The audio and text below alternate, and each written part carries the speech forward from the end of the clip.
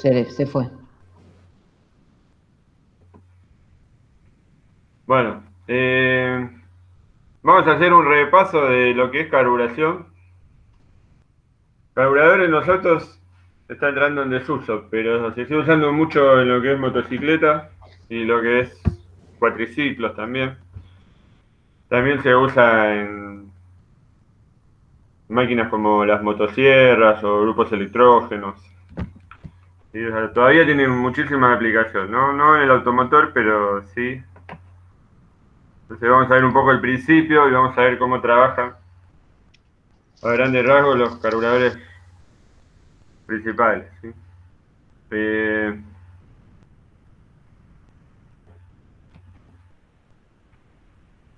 bueno, el carburador tiene su principio de funcionamiento en el teorema de Bernoulli. El teorema de Bernoulli plantea una situación de igualdad entre energías. ¿Se acuerdan cuando vieron en mecánica de energía que ustedes sumaban energía potencial gravitatoria, energía cinética y energía elástica?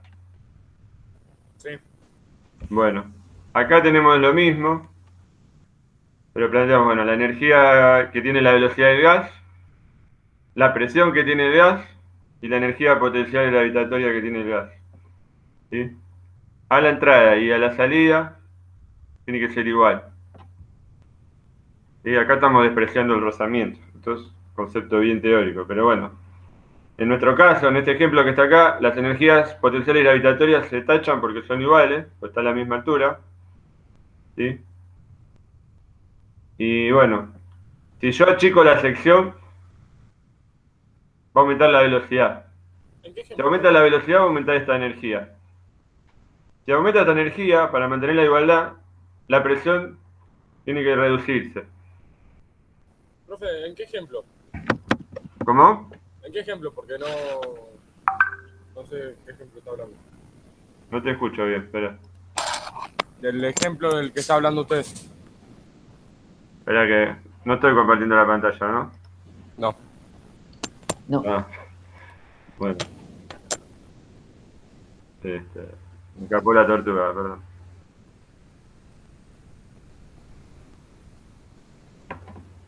Menos mal que Mauro edita después.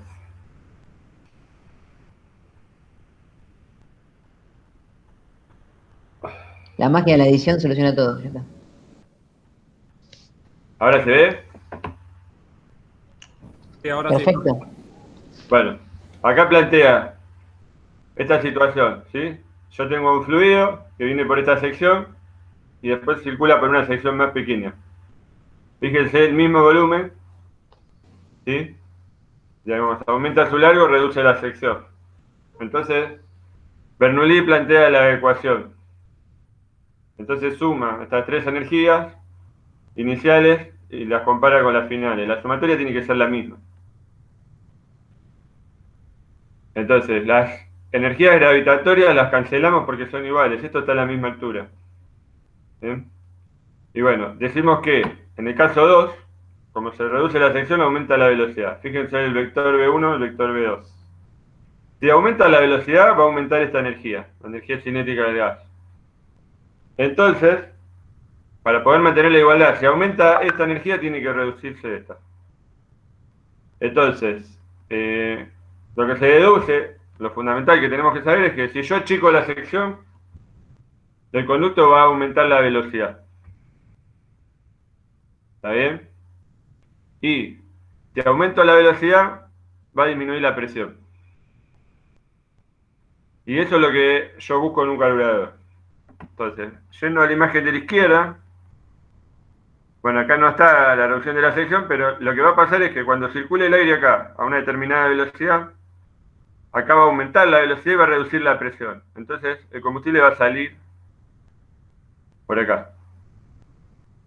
Ese es el principio de funcionamiento del difusor o Venturi del carburador. Y es la razón de por qué los carburadores tienen esa forma.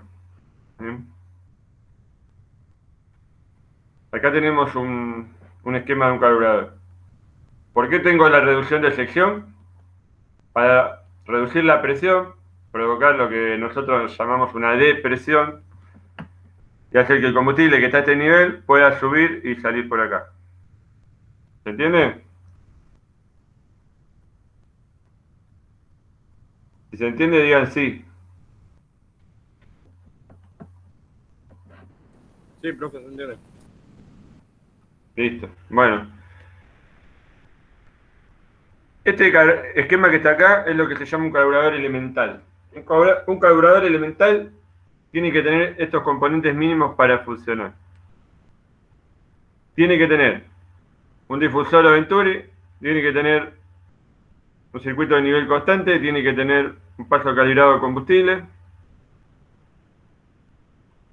Con esto ya funcionaría. El problema que tiene esto es que no cubre toda la gama de funcionamiento que tiene un motor. Entonces, a este carburador elemental se le empiezan a agregar un montón de dispositivos.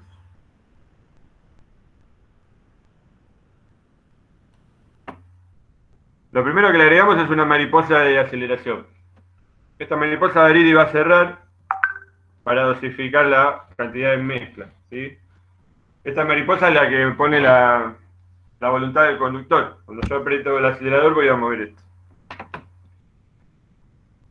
Uno de los circuitos que se le pone se llama el circuito de marcha lenta o ralenti, ¿sí? Cuando yo no estoy apretando el pedal del acelerador, mi pie está en reposo, esta mariposa está casi totalmente cerrada, nunca está totalmente cerrada, siempre deja pasar un poquito de aire, ¿sí? Como el aire que pasa por acá es muy poquito, la velocidad de circulación a la altura del difusor es muy lenta y no llega a arrastrar el combustible de este circuito, que es el circuito principal. Entonces el motor se para. Entonces, para evitar eso, se pone un circuito adicional, que es este, el circuito de ralenti. El circuito de ralenti dosifica por acá combustible, por debajo de la mariposa. ¿Está bien? Del lado de arriba de la mariposa hay muy baja depresión. Del lado de abajo hay alta depresión.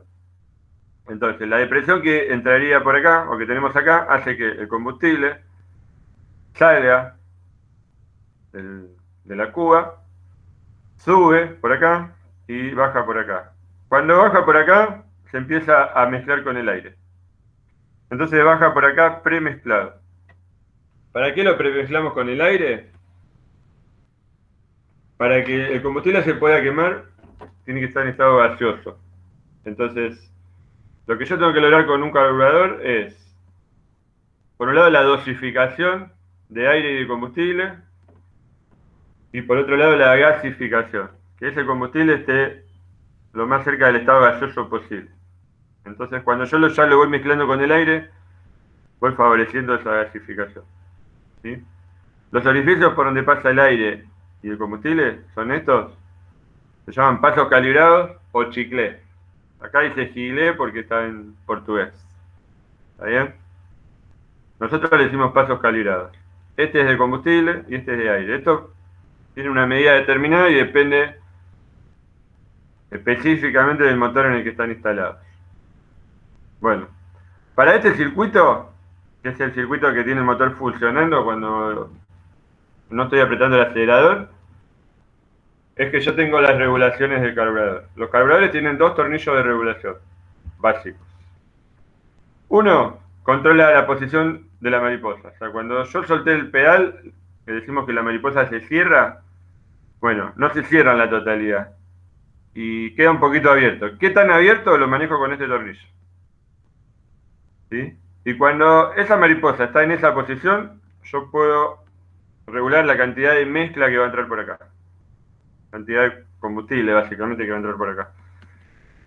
Entonces, con estos dos tornillos es cómo se regula o se ajusta un carburador cuando está en ralenti. Y el resto de las regulaciones son fijas. O sea, yo lo pongo a punto cuando lo armo el carburador y después no lo toco nunca más. En cambio, mientras estoy haciendo asentamientos o afinación, con estos dos tornillos regulo el régimen. ¿Está bien?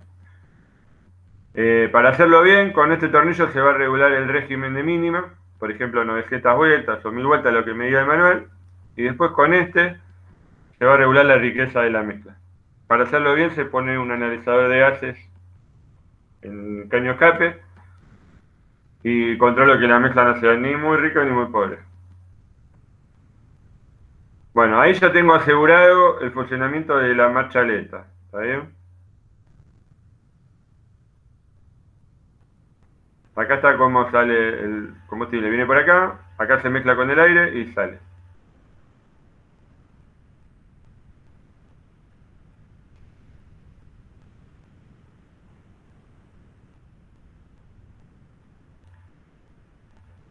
Este es el circuito principal. Cuando yo aceleré, la mariposa se abrió, empieza a pasar más aire, y ahí sí ya tengo una buena velocidad y logro acá generar la depresión y empiezo a arrastrar el combustible por acá. ¿Sí? Ahora, cuando más rápido vaya el aire por acá, más combustible va a arrastrar. Entonces llega un momento que la mezcla se enriquece mucho. Entonces, para evitar eso se pone acá esto, que es un tubito que tiene un montón de orificios, que nosotros le decimos emulsionador. ¿Sí? Esto es para empobrecer un poco la mezcla. Lo que va a pasar es que cuando el aire entre muy rápido por acá, también va a entrar por acá. Entonces, el combustible que está acá se va a premezclar con el aire. Entonces, cuando más rápido vaya el aire, más aire va a entrar acá y más se va a mezclar con el combustible. Pero bueno, este es el circuito principal del carburador. También se lo llama de alta.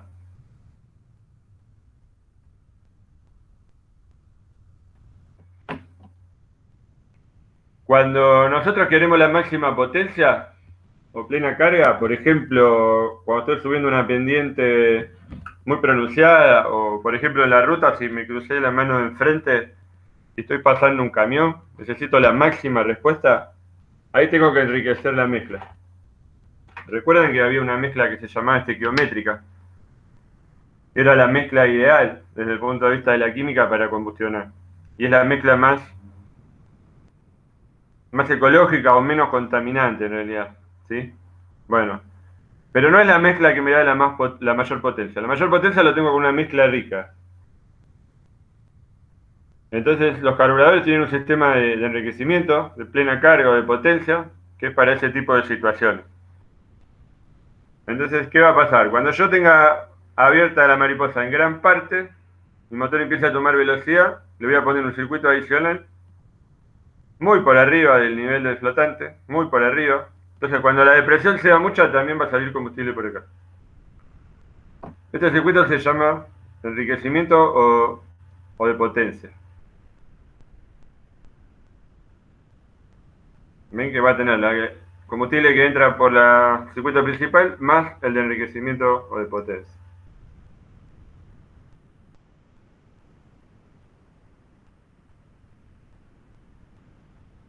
O sistema injeta uma quantidade adicional. Bueno. Después le vamos a agregar un circuito de aceleración.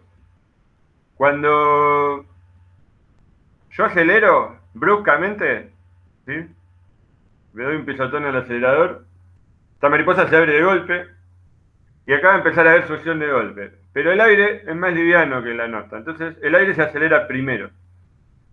Como el aire se acelera primero, la mezcla tiende a empobrecerse y el motor tiende a fallar. Entonces lo que hacemos es poner un dispositivo de aceleración rápida que va a ser, en este caso tengo un sistema de bielas y una palanca que va a empujar un diafragma y va a mandar combustible adicional por acá. Esto también se conoce como bomba de pique, ¿sí? Un dispositivo de aceleración rápida. De combustível.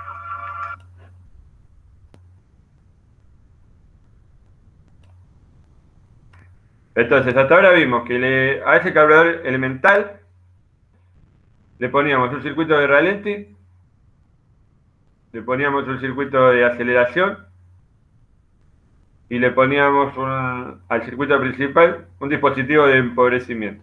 ¿Está bien? Y también vimos un circuito de potencia. Bueno, tenemos otro problema para resolver. En el momento del arranque, este carburador que es metálico está frío, el conducto de admisión está frío y las paredes del cilindro están frías. Y yo les hablé de que había que gasificar el combustible para que se queme. Esas paredes frías lo que hacen es que ese combustible que se está vaporizando acá, cuando toca las paredes se condensa y queda adherido a las paredes del cilindro. Entonces cuesta mucho que llegue a la zona de la bujía para iniciar la combustión. Entonces es necesario en cualquier motor, a carburador o a inyección, cuando está bien frío en el momento de arranque, enriquecer la mezcla. ¿Para qué se enriquece la mezcla? Para que haya mucho más nafta o mucho más combustible y pueda llegar a la zona de la bujía. En los carburadores, el dispositivo de enriquecimiento más usado es esta mariposa que está acá, que es la mariposa del cebador.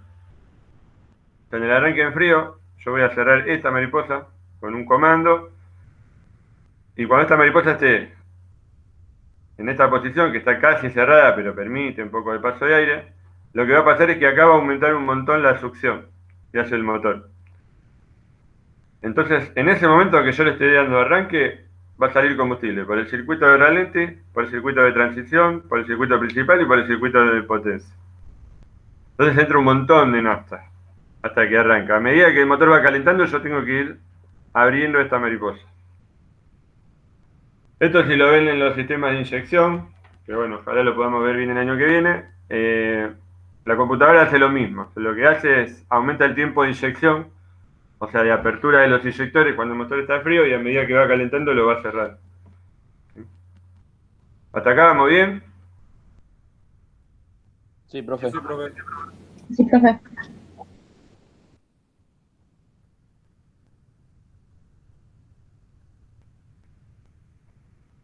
No me salté uno, a ver si está...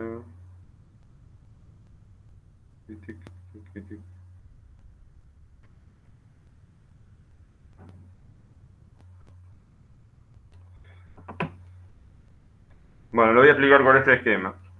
A ver si hay otro mejor.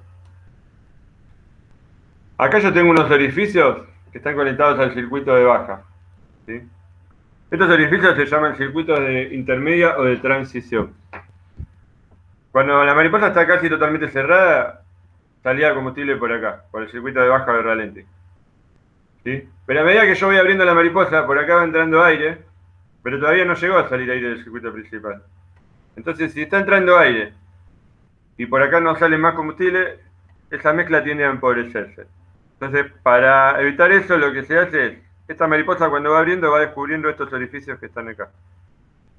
Entonces va saliendo combustible adicional por ahí, hasta que empieza a salir combustible por el circuito principal. Este circuito se llama intermedia o transición. Entonces vimos que tenemos un circuito de ralentí, un circuito de intermedia o transición, un circuito principal con un dispositivo de empobrecimiento, un circuito de potencia, un circuito de aceleración rápida y un dispositivo de arranque. ¿Está bien? Esos son los dispositivos principales que tienen a grandes rasgos casi todos los carburadores.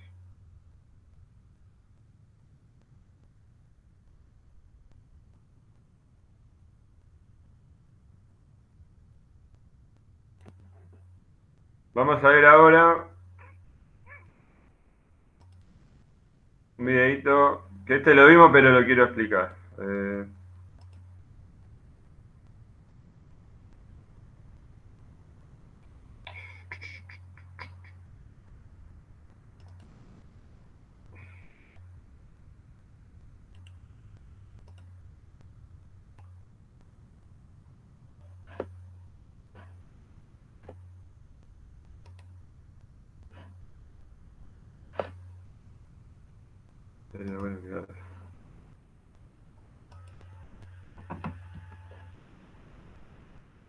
Bueno.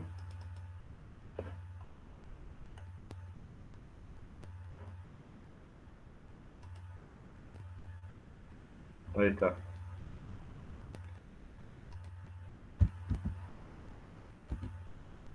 ¿Sí? Sí. Bueno, este es un carburador de circulación horizontal. Es mucho más común en las motos y en los quatris. Carburador horizontal también trabaja con el principio de Venturi, pero tiene una diferencia, que es que el Venturi es variable acá. Lo que se busca con el Venturi variable es que la velocidad de paso del fluido por acá sea casi constante. Ahora lo vamos a ver. Tiene una cuba, entra combustible, tiene un pulsual, tiene un flotante, o sea, tiene un nivel constante. Y también va a tener un dispositivo de enriquecimiento. Ahora vamos a ir explicando el funcionamiento.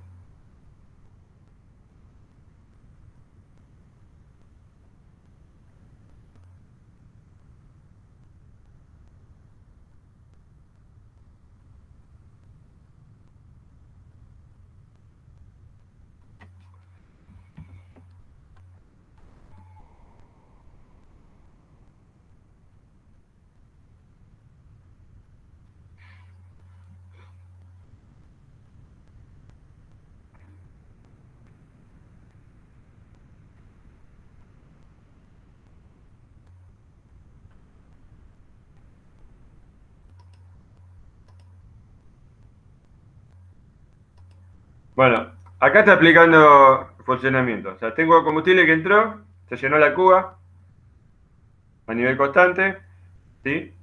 Y para arrancar el motor, lo que dijimos antes, hay que enriquecer la mezcla. Para enriquecer la mezcla está el sistema que vimos antes, que era tapar la entrada del carburador para aumentar la depresión, o puedo poner, como en este caso, un circuito adicional de combustible. Entonces, cuando yo ponga acá el cebador, lo que voy a hacer es habilitar este circuito adicional de combustible. Entonces, cuando el motor empiece a aspirar, va a aspirar además combustible por acá. Entonces se va a enriquecer la mezcla.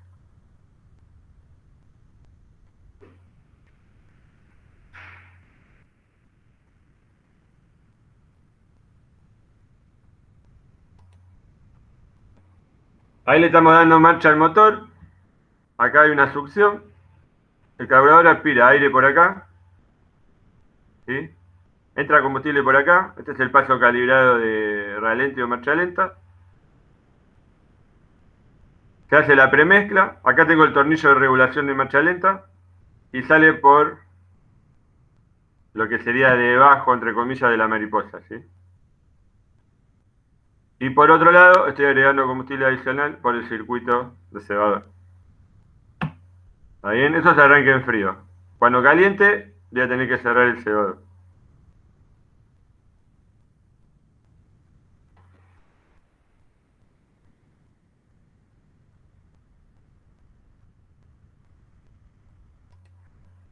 ¿Se vio? Calentó, yo cerré el cebador y la marcha lenta funciona por acá.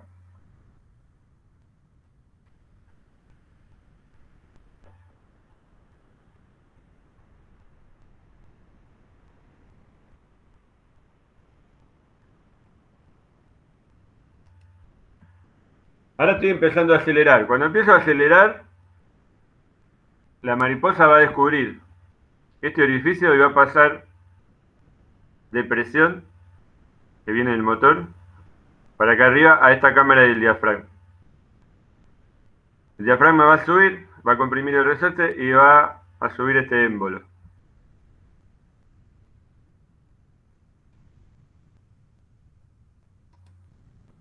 Fíjense cómo levantó acá.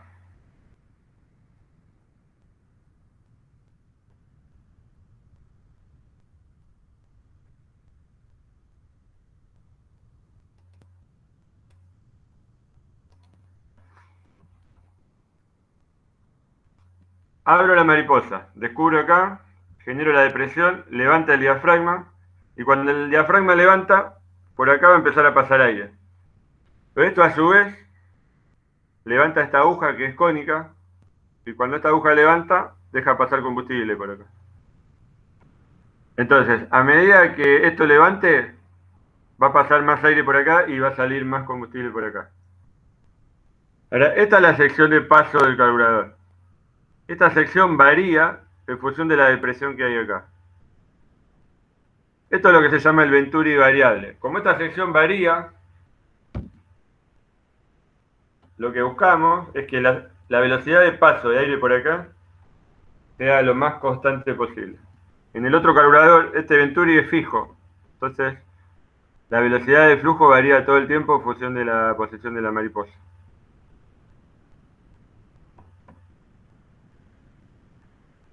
Este sistema de diafragma para levantar la cortina es de los carburadores de las motos, digamos, de gama media o alta. Las motos más económicas, este Venturi se levanta directamente con el cable del acelerador.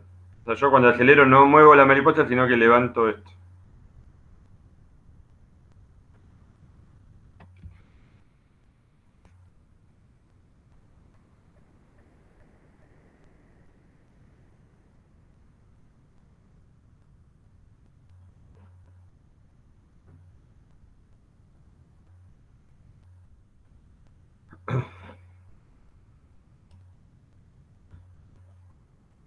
Bueno, como ven, este carburador tiene mucho menos circuitos. Por lo tanto, es un carburador más económico y tiene mucho menos mantenimiento. ¿Sí? ¿Se entiende?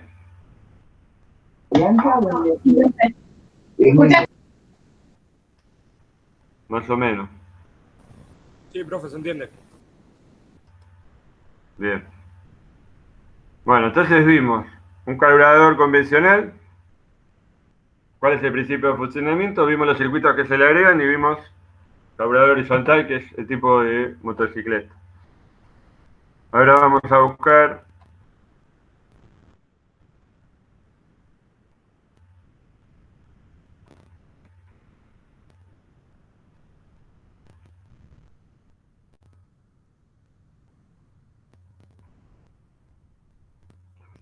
acá.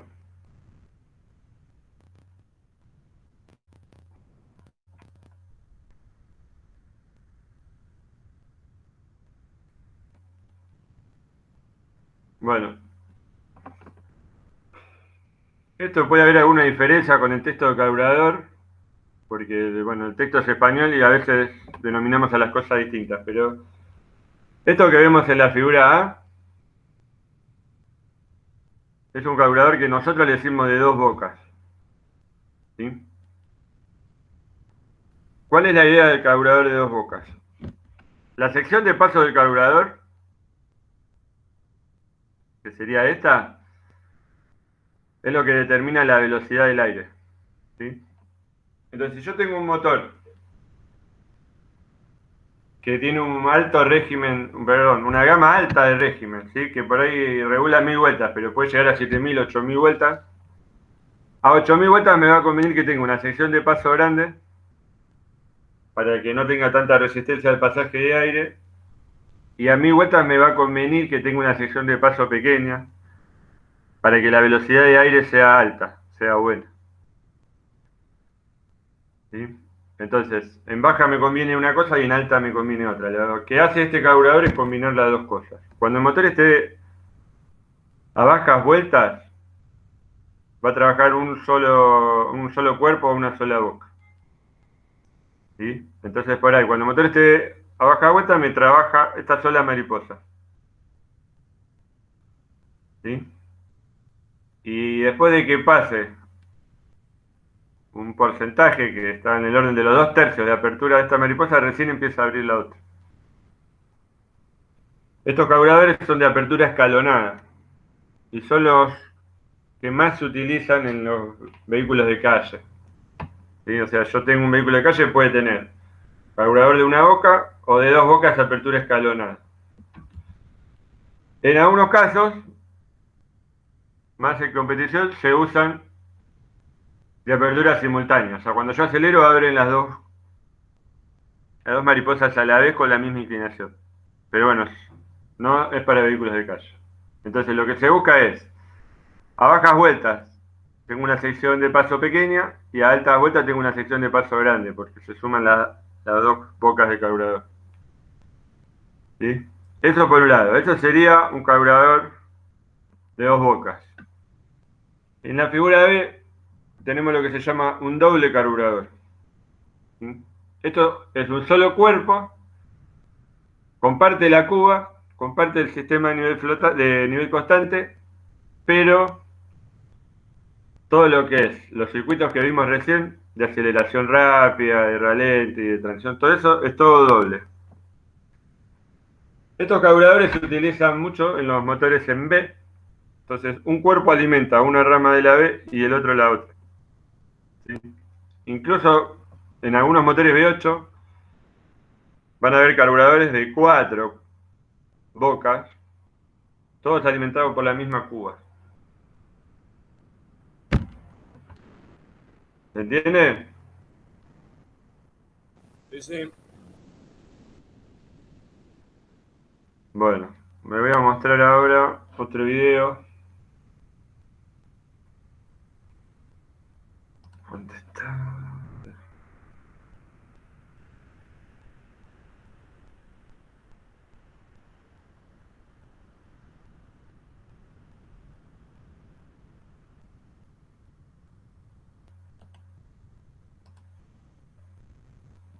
Este es de los colegas del ITCA, pero bueno.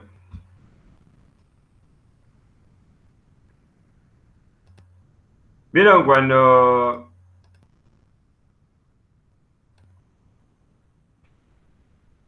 yo les mostré el circuito de Ralenti y le dije que había un tornillo de regulación para la mariposa y un tornillo de marcha lenta, de la riqueza, ¿sí? Bueno, ahí la regulación es sencilla porque el carburador alimenta al motor a través de una sola boca. Cuando tengo más de un carburador, en este caso voy a mostrar uno que tengo 2 carburadores, ¿sí?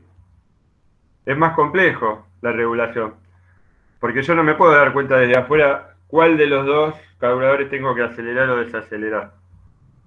Entonces lo que va a mostrar este video es cómo se calibra eso, ¿sí? Y para eso nos vamos a valer de un instrumento que se llama el vacuómetro.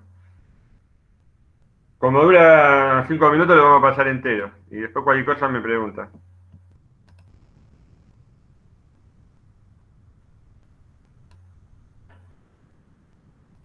Soy Marcos Cosoy, soy profesor del curso de Mecánica y Electrónica de Motos en el Instituto Tecnológico de Capacitación Automotriz, y en el video de hoy vamos a ver cómo sincronizar 2 carburadores.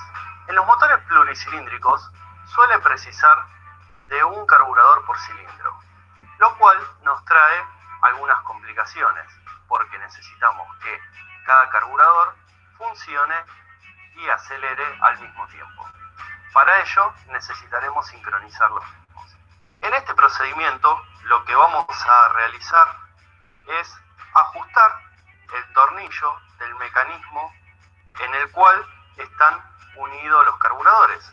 Este tornillo permite corregir las diferencias que presentan las mariposas. Para realizar este procedimiento vamos a utilizar 2 vacuómetros. Estos son los vacuómetros de moto. En este caso vamos a utilizar 2 de ellos porque vamos a sincronizar 2 carburadores. Este juego vacuómetro también sirve para sincronizar 4 carburadores. Básicamente el procedimiento va a ser colocar cada una de las mangueras de los vacuómetros en las toberas de admisión de cada cilindro.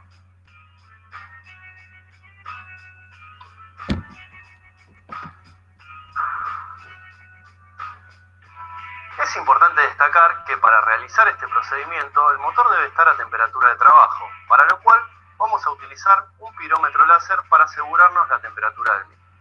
Vamos a proceder a poner en marcha la moto para llegar a la temperatura de trabajo correspondiente.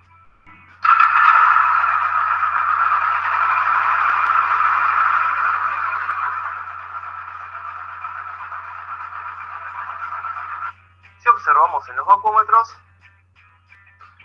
este vacuómetro va a ser el del cilindro 1 y este vacuómetro va a ser el del cilindro 2. Ahora vamos a colocar en marcha la moto y vamos a ver qué diferencia de vacío tenemos entre ambos cilindros.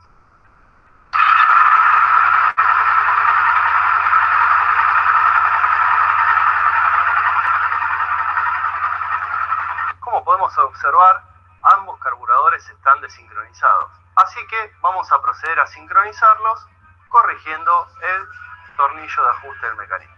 Para lo cual vamos a poner en funcionamiento la moto, dejándola en ralenti, y vamos a proceder a corregir el tornillo de regulación del mecanismo.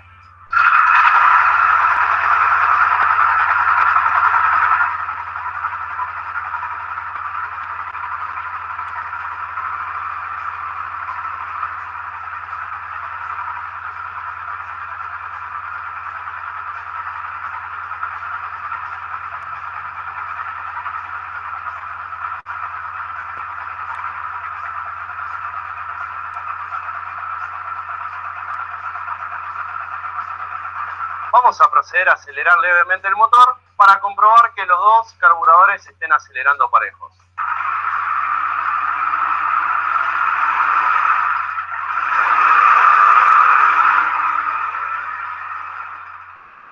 Para que quede más claro el procedimiento que nosotros realizamos, voy a corregir la apertura de una mariposa con respecto a la otra, mediante el tornillo de regulación del mecanismo de accionamiento. Ahora vamos a mostrar a contraluz cómo varía la posición de las mariposas. Fíjense a medida que yo voy abriendo el regulador, cómo se va abriendo la mariposa del lado derecha. Y a medida que voy cerrando el regulador, cómo va cerrando la...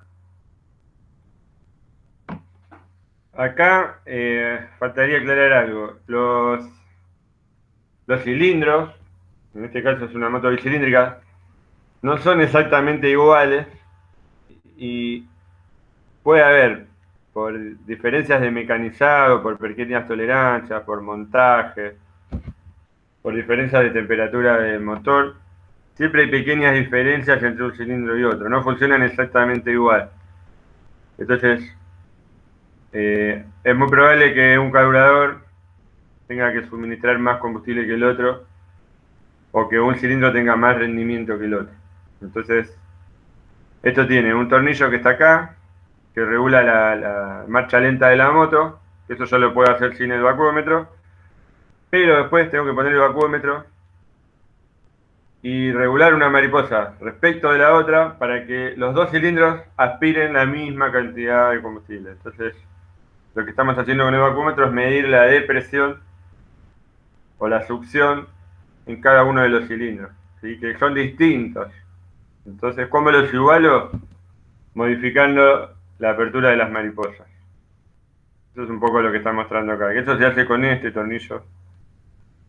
Misma, sin variar la posición de la mariposa del lado izquierdo. De esta forma, al comprobar que los dos carburadores están acelerando parejos, hemos terminado nuestro procedimiento. Espero que les haya sido de utilidad. Bueno, voy a dejar de presentar.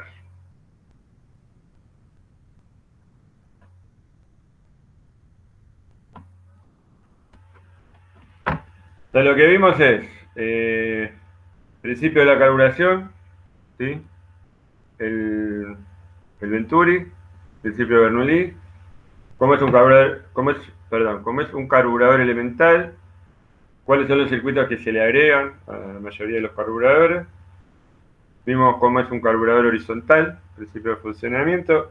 Vimos cómo trabaja un carburador de doble boca y un carburador doble. Y vimos cómo se sincroniza un motor que tiene más de un carburador con el vacuómetro.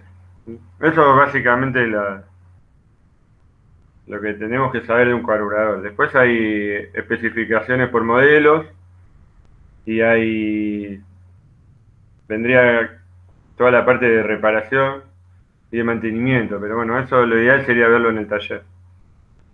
Estos carburadores que vimos son de flujo descendente. Hay algunos coches más antiguos que funcionaban al revés. Si la mezcla en vez de bajar, subía. Pero bueno, eran más complejos. Y bueno, acá terminaríamos con el tema. Lo que sí les dejo una inquietud que averigüen es cómo sería, por ejemplo, el carburador de una motosierra, cómo funciona, porque yo la motosierra la muevo para cualquier lado y siempre funciona, nunca se para. Entonces, el flujo no es ni ascendente ni descendente. ¿Sí? Eso se lo dejo de tarea para el hogar. Bueno, ¿preguntas?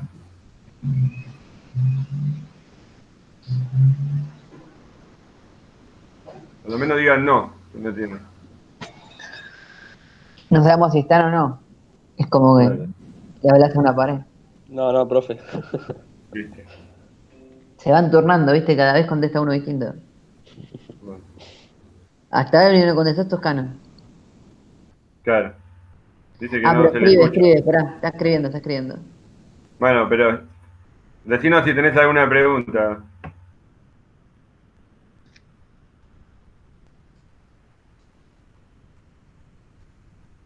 Bueno, Caterina, ¿estás ahí? Sí, profe. Estoy. Den señal de vida. Cuando les preguntan lo que sea, digan no. Bueno, esto es más o menos lo básico de la carburación que tendríamos que saber, ¿sí? Los principios, o sea, qué busco con un carburador y los principios básicos de funcionamiento. Así que bueno, acá en este contexto terminaríamos el tema, ¿sí? Después vamos a arrancar con un tema nuevo, ya le vamos a subir al Classroom. Bien. Bueno, de mi parte nada más, chicos. Perfecto. Yo les quería mostrar algo cortito. Esperen que la compu no me está colaborando. Bueno, la clase pasada habíamos visto la teoría bien básica de gases. Principalmente nos habíamos quedado con lo que era la ecuación de estado de los gases. ¿Está bien? Que les dije que con esa ecuación podían averiguar cualquiera de los 3 parámetros de un gas en un determinado estado. No se podía aplicar a estados distintos, tenía que ser aplicado a un solo estado. ¿Está bien? Entonces yo podía averiguar el volumen, la presión o la temperatura de ese estado. También ahí entraba en juego la masa y la constante universal de los gases. Y hoy quería que hablemos un poco, esperen que les voy a proyectar el apunte aunque sea.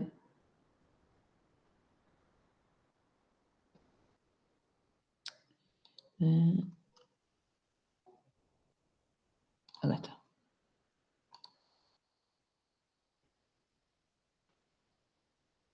¿Ahí se ve? Sí, profe, ahí está. Perfecto.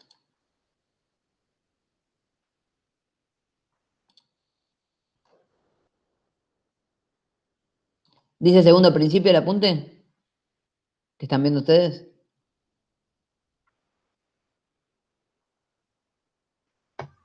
Dice diagramas entrópicos. Entonces abrí otro. Pues tengo varios abiertos. Cuando proyecto pantalla no sé cuál estoy proyectando. A ver. Dame un segundo. Vamos a cerrar alguno. Porque...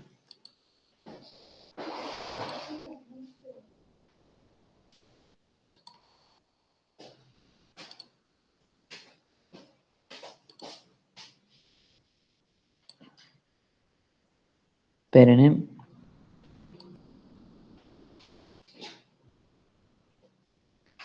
¿Por qué no me deja cerrar?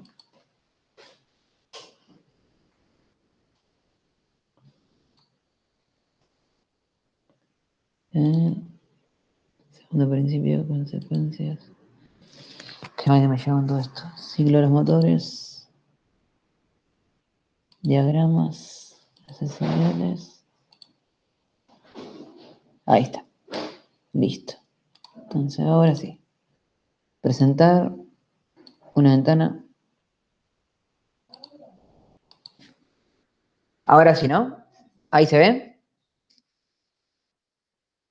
Sí, pero no sabemos. Sí, ahí en el segundo principio. Muy bien. Bueno, este es un tema que más bien va a ser teórico, pero es muy importante para el año que viene. ¿Está bien? A ver, lo que vamos a definir en este tema para el año que viene, la idea es bastante simple, pero con esto pueden tratar de entender desde el punto de vista termodinámico cómo funciona un motor, que obviamente es lo que ustedes tienen que saber. ¿Ok? Como siempre les digo, todo lo que se ve en esta materia está relacionado con el tema que sigue. ¿Está bien? Todo lo que venimos viendo se ve en los demás temas. Entonces, bueno, va a haber varios enunciados del segundo principio, no hay uno solo. Vieron que cuando hablábamos del primer principio se decía, el primer principio permite relacionar el calor con el trabajo por medio de la energía interna. Y hablaba de que la energía se conserva, no se destruye.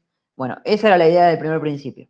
En el segundo principio no hay una sola idea, hay varias ideas que dicen más o menos lo mismo. Yo acá les marqué los 3 enunciados más comunes. van a ver que lo que dicen son cosas bastante simples. Incluso algunas ya las hemos hablado. Por ejemplo, hay cosas que ustedes vieron en física cuando estaban en tercero que están relacionadas con este principio. En física de tercero tuvieron que haber visto calor. Sí. Creo que ustedes lo tuvieron a Brett. Sí, sí. Muy bien. Entonces vieron calor y vieron cómo se transmite el calor. Igual también lo vimos en termodinámica a principio de año, pero bueno, yo para mostrarles que son temas que ya vienen viendo. Nosotros vimos cómo se transmite el calor, la forma de transmitir el calor. Pero entre todo eso, tendríamos que haber visto un concepto fundamental. El calor. ¿De qué cuerpo a qué cuerpo va? Del que tenga mayor calor al menor hasta que se igualan. Casi bien. Es decir, el calor va del cuerpo de mayor temperatura hacia el de menor temperatura. ¿También? Esa es una circulación natural que se produce del calor. El calor siempre va a ir en forma natural del cuerpo de mayor temperatura al de menor. ¿También? Y esa era la relación que había entre calor y temperatura. Eso fue lo que empezamos a ver cuando arrancamos la materia. Entonces, si ven acá, por ejemplo, este principio habla de eso, de forma al revés, pero dice lo mismo. Dice, el calor no puede pasar por sí solo de un cuerpo a una determinada temperatura a otro de temperatura superior. Está diciendo lo contrario de lo que nosotros sabíamos. Nosotros sabemos que el calor siempre va a ir en forma natural del cuerpo de mayor temperatura hacia el cuerpo de menor temperatura. Entonces, nunca va a poder ir de un cuerpo de menor temperatura a otro de mayor temperatura, en forma natural. Ahora, ustedes saben que eso es posible. ¿Conocen algunos casos donde suceda eso? Que el calor va de un cuerpo o sistema, ahora vamos a hablar de sistema, de menor temperatura a otro de mayor temperatura. ¿Qué ejemplos conocen?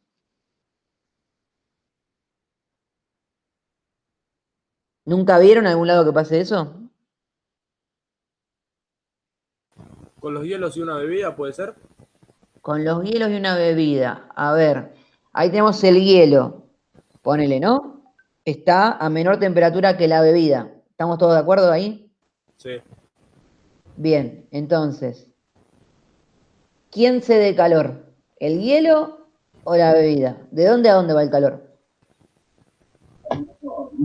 Bebida al hielo. De la bebida al hielo. Muy bien. Entonces, el calor va del cuerpo de mayor temperatura hacia el de menor temperatura. Entonces, no. Ahí el calor sigue circulando de la forma natural.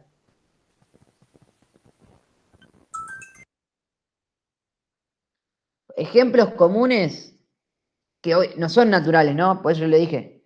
Naturales como acabamos de ver. Ejemplos comunes es la heladera, por ejemplo, tiene sus casas. El sistema que está dentro de la heladera, ustedes ponen algo dentro de la heladera, tiene una determinada temperatura y ese cuerpo empieza a disminuir su temperatura, quiere decir que le saca calor.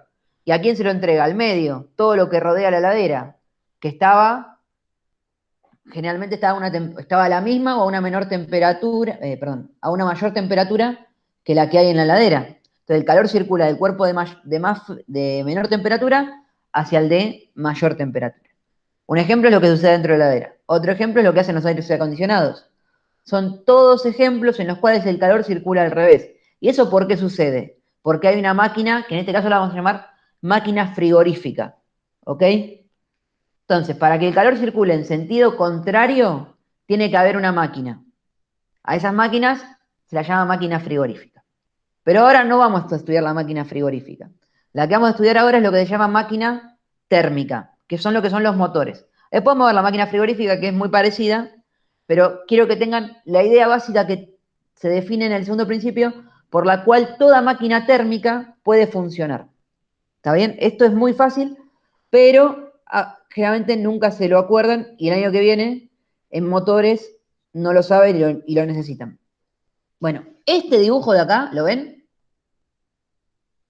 Este dibujo que es muy, muy fácil, la verdad es un dibujo ultra fácil, muy esquemático, va a representar lo que es una máquina térmica y todo lo que la máquina térmica tiene que tener para poder funcionar. Desde el punto de vista de la termodinámica, ¿está bien? No vamos a entrar en la parte de los mecanismos, de los materiales ni nada. solo hablamos de la termodinámica. O sea, calor, temperatura y trabajo. Entonces, las principales conclusiones que podemos sacar del segundo principio es que toda máquina térmica, que para nosotros va a ser este círculo de acá, para poder funcionar va a necesitar de lo que llamamos dos fuentes.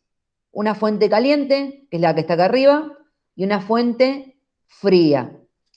Y lo que va a suceder es que la fuente caliente le va a entregar calor a la máquina térmica va a tomar ese calor por medio de una serie de mecanismos, va a transformar ese calor en trabajo, y una parte de ese calor, que no la va a poder aprovechar, la va a entregar como calor a la fuente fría.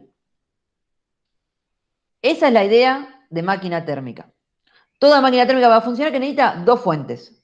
Si no hay dos fuentes, la máquina no puede funcionar. Y esas fuentes tienen que tener distintas temperaturas. Va a haber una que llamamos fuente caliente, que es la que tiene mayor temperatura, y otra que llamamos fuente fría, que es la que tiene menor temperatura. Bueno, ese es el concepto teórico. Ahora vamos a tratar de llevarlo a un motor. ¿Cuál creen ustedes que es la fuente caliente en un motor? ¿De dónde viene la energía? Ustedes miren el esquema, ¿no? La fuente caliente es la que le va a entregar el calor a la máquina térmica para que pueda funcionar. Entonces, ¿quién me entrega? ¿De dónde se...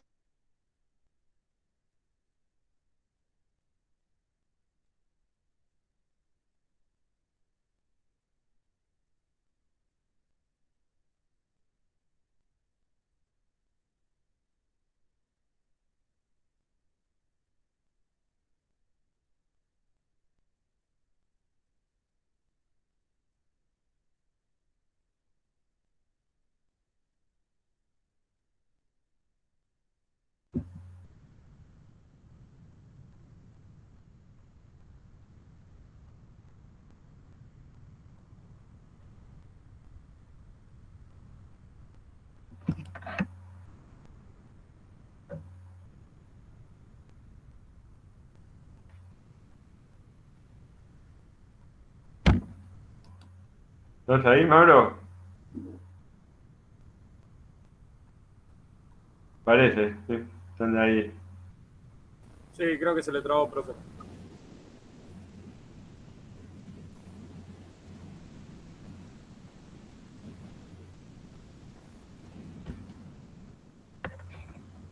Bueno, démosle unos minutos, a ver si...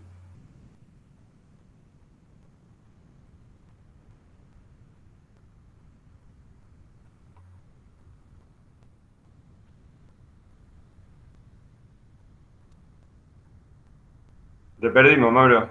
Sí, sí, pero no sé en qué parte, porque estuve hablando un rato largo y me di cuenta después. Desde que dijiste buen día. Dale. Llegaron a ver el dibujo. Cuando Sí. hizo la pregunta de en qué parte era la fuente de calor caliente, Ah, bueno, bien, bien. ¿No? Entonces, justo. quedamos. ¿Vieron el dibujo? El dibujo de la máquina, de cómo representamos una máquina térmica en termodinámica, eso lo vieron. Y dije que hay una fuente caliente y una fría. Entonces yo les pregunté, ¿ustedes de dónde creen que sale la energía en un motor de combustión interna para que éste funcione? ¿Cuál es la fuente caliente en nuestro motor de combustión interna? ¿La combustión? Bueno, eso es un proceso, estamos de acuerdo, la combustión. Por medio de la combustión, de ese proceso, obtengo la energía para que el motor funcione. Ahora, ¿quién es la que tiene la energía acumulada para que yo después la aproveche y haga que el motor funcione? Que va a ser nuestra fuente caliente en termodinámica.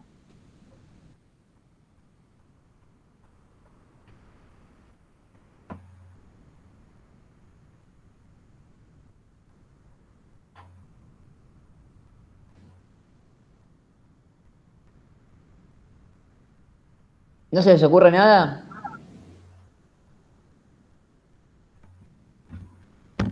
Bueno. Generalmente dicen la chispa, la bujía, perdón, pero no, no es la bujía.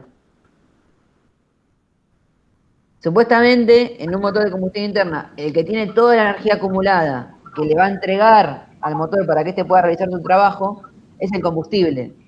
¿Ok? Entonces, yo cuando produzco la combustión, hago liberar toda esa energía que tiene mi fuente caliente y después, por medio de una serie de mecanismos y que el fluido que se genera va a recorrer un ciclo termodinámico porque son una consecuencia de transformaciones, va a transformar toda esa energía en trabajo mecánico, que es el movimiento. Ahora, yo toda la energía que me entrega el combustible, ¿la transformo en trabajo? No, No. se pierde una parte. Una parte se va a perder. Ahora, en termodinámica, al menos en esta parte de la termodinámica, porque ustedes van a decir, sí, una parte se pierde en rozamiento, una parte se pierde por... En calor van a hacer- ¿Cómo? en energía, calor. Claro, se disipa por calor a través de la parte del motor, pero lo que a nosotros nos va a importar en termodinámica es que una parte de la energía se va a entregar al medio y no se va a transformar en trabajo. ¿Está bien? Es la parte que generalmente se va a ir por medio de la refrigeración del motor, que eso es lo que vamos a llamar el calor 2, que es una cantidad de energía que yo entrego al medio. Entonces, tengo la fuente caliente que me entrega el calor 1. El motor toma ese calor, lo transforma en trabajo, pero hay una parte que no puede transformar y sí o sí se tiene que ir como calor residual al medio.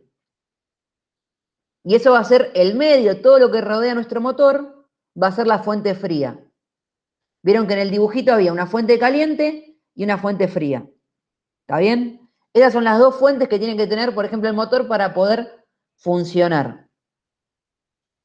Vamos a ver una cosa más. A ver, una ventana. No, me equivoqué. Acá está.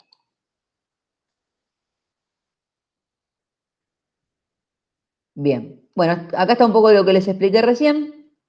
Y lo que quiero que veamos, esto no, cómo se calcula el rendimiento térmico de un motor, de una máquina térmica, en realidad. Bueno, la fórmula de rendimiento térmico es muy simple.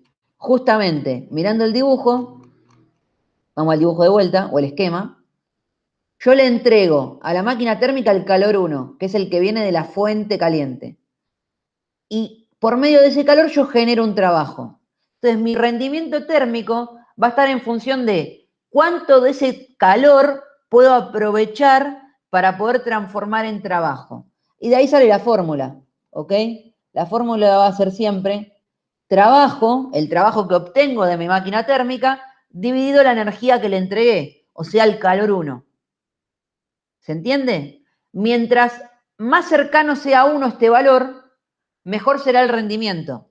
El rendimiento siempre va a dar menor que 1. ¿Por qué? Porque les dije que de toda la energía que le entrego, que es el calor 1, yo no la puedo transformar todo en trabajo. Si yo le entregué 10 joules, por ejemplo, puedo transformar 5 joules en trabajo. Nunca voy a poder entregarle 10 joules y tener 10 joules de trabajo.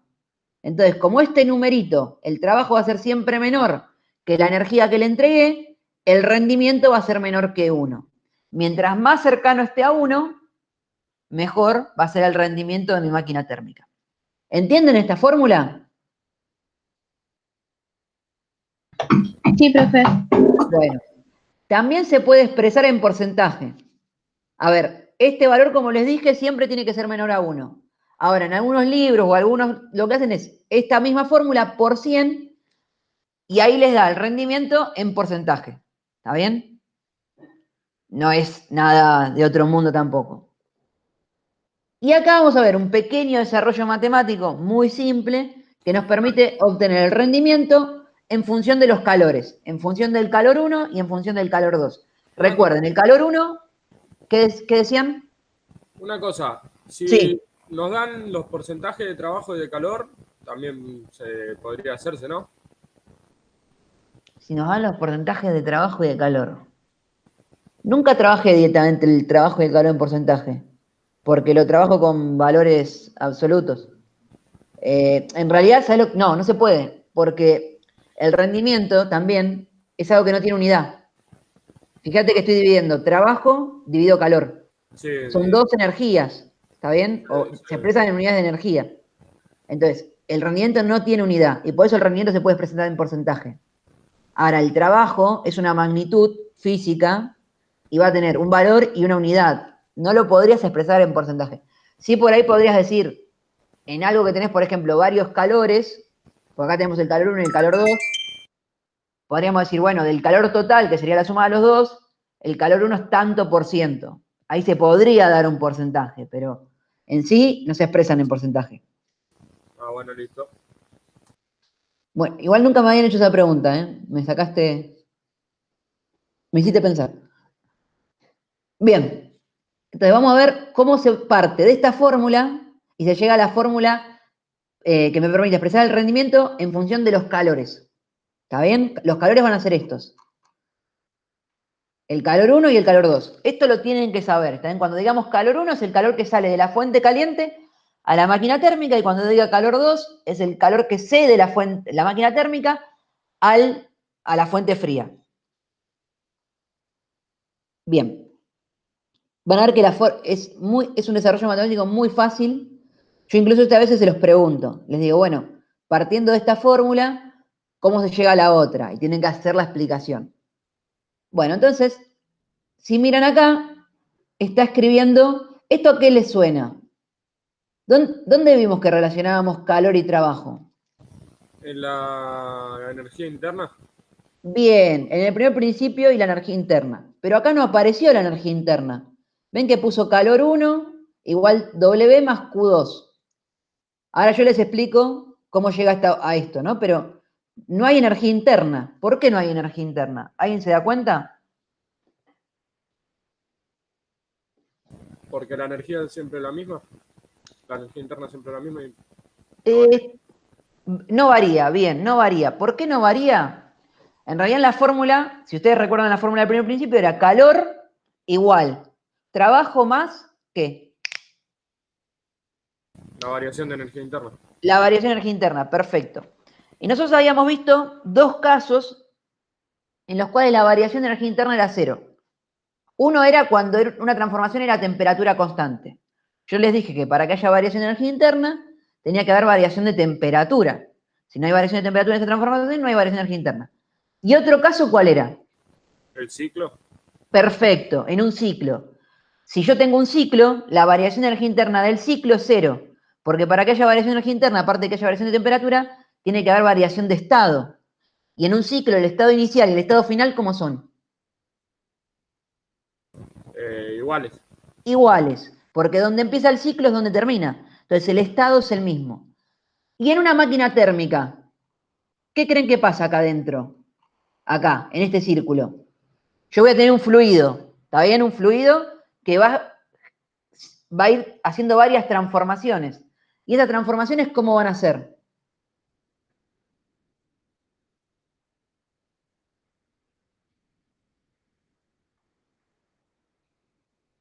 Bueno, las transformaciones que realiza el fluido en una máquina térmica son un ciclo. Por ejemplo, ustedes conocen el ciclo Otto, el ciclo Diesel. El punto inicial y el punto final en los ciclos estos son el mismo. Entonces, acá adentro lo que voy a tener es un ciclo termodinámico evolucionando en forma constante y repetitiva. Entonces, si yo analizo lo que pasa dentro de la máquina térmica, que va a ser mi sistema, voy a tener el calor 1 y el calor 2 y el trabajo. Y la variación de energía interna es cero porque es un ciclo. Y lo que hizo acá fue, el calor 1, como es el calor que le entrego a la máquina térmica, es positivo, y el calor 2, que es el que cede la máquina térmica, es negativo. ¿Y qué hizo? Lo despejó y le quedó positivo. Entonces le queda calor 1 es igual al trabajo más el calor 2. ¿Más o menos lo entendieron eso? Yo suelo escribir los dos pasos, pero este apunte estaba así. O sea Después que hizo la variación de calor igual a trabajo más variación de energía interna. Y lo despejó. Exactamente. Aplicó el primer principio en el ciclo. ¿Está bien? Calor igual trabajo más variación de energía interna. Ahora, en ese ciclo, como en todo ciclo, la variación de energía interna es cero, entonces la cancela. Y dice, en este ciclo tengo dos calores, el calor 1 y el calor 2. Como el calor 1 se lo entrego, es positivo, y el calor 2 lo cedo, es negativo. Eso lo vimos en las semanas anteriores. Y dijo, bueno, no quiero que quede negativo el calor 2, entonces lo voy a despejar y lo paso al lado izquierdo, perdón, al lado derecho como positivo. Entonces me queda Q1 igual W más Q2. ¿Estamos? Sí, sí. Sí, profe. Bien. Y ahora lo que hace, dice, el trabajo, si yo despejo de acá, bueno, lo mismo que decíamos recién, va a ser Q1 menos Q2. Lo escribe de formas distintas. Dice, bueno, vamos a la fórmula de rendimiento. Yo sé que el rendimiento es el trabajo dividido Q1. Pero también sé que el trabajo es igual a ¿qué? A Q1 menos Q2. Reemplazo y me queda que el rendimiento va a ser Q1 menos Q2 sobre Q1. Y después lo que hace es distributiva y les queda Q1 sobre Q1, lo simplifica, le queda 1 menos Q2 dividido Q1. Y esta es la fórmula que me permite obtener el rendimiento térmico en función de los calores. También va a dar el mismo resultado que con la otra, pero en vez de tenerlo en función del trabajo y del calor que le entrego a la máquina térmica, acá lo tengo en función del calor que le entrego a la máquina térmica y del calor que cede la máquina térmica. ¿Ok? Bueno, por hoy, después tenía un par de cosas más, pero por hoy me parece, si no los voy a matar con teoría, lo dejamos acá. ¿Está bien? Bueno,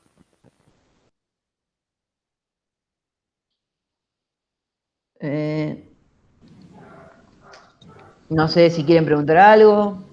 Este apunte ahora lo subo. Subí recién, cuando empezó la clase me había olvidado el de gases. Y ahora después le subo el de primer principio. Segundo principio, perdón.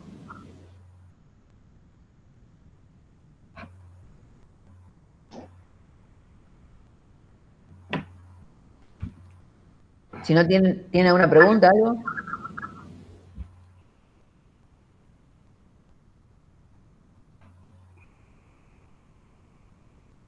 Bueno, vamos a suponer que no. Mariano, Listo, por mí. bueno, Nos vemos la semana que viene, chicos. nos vemos la semana Profe, que viene. Sí, una consulta, pero de elementos de máquina. Sí.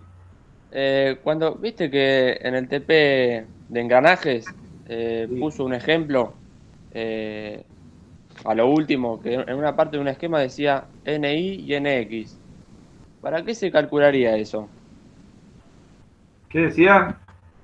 NI y NX, o sea, había un esquema a lo último que decía, o sea, un esquema que iban saliendo DNI, NX, el peso también se graficaba, pero no entiendo por qué se calcula NI y NX. Porque hay una fórmula después también ahí abajo, que está todo igualado a cero. No, eso es puede ser una sumatoria de fuerza, pero eso no tenés que hacer. Lo que tenés que calcular son las medidas Claro, no, ya del sé, límite de pero la red. justo yo también, viste, hablé con Toscano, que también teníamos la misma duda, y, o sea, ¿Pueden no sé, compartir la pantalla alguno de los dos? tema que estoy con el celu. ¿Y Martín? No sé cómo, o de última después te consulto por Classroom. Mandámelo por el Classroom y la tarde lo veo. Bueno, dale. Porque no, pero ahí no tenés que hacer nada de eso, ¿eh? Solamente sacar las dimensiones de la rueda y de los dientes. Claro, sí, eso lo habíamos hecho, pero justo, o sea, lo vimos ahí abajo de todo que estaba esa fórmula y no entendíamos para qué serviría. O sea, Bueno, para qué se calcularía. mandame el Classroom y lo vemos a la tarde. Bueno, dale. Dale. Bueno, saludos, chicos. bueno, buen fin Gracias. de. Cuídense. chao, profe. Chao. Chao.